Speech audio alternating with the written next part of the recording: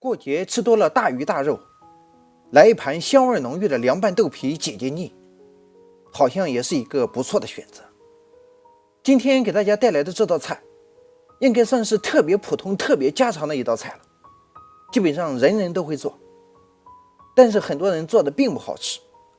简单的菜却有大道理，一起来看看怎么做的吧。首先，我们准备清洗干净的香菜1小撮，大红椒1个，蒜黄1小把，厚豆皮适量。开始改刀，我们先把豆皮从中间来一刀，然后把其切成大小均匀的条备用。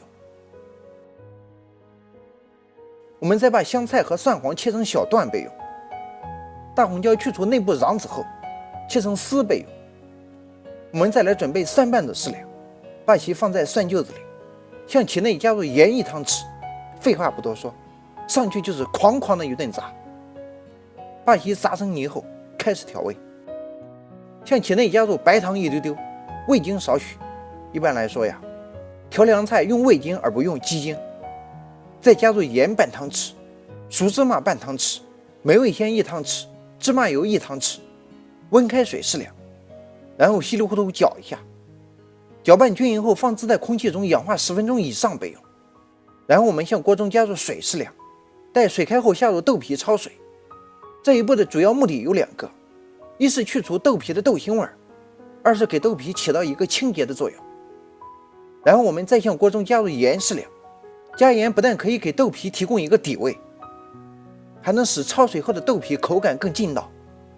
就在这稀里糊涂的废话中，30秒过去了，我们把红椒丝放在锅中稍微烫一下，然后把豆皮和红椒丝一起捞出冲凉并沥干水分备用。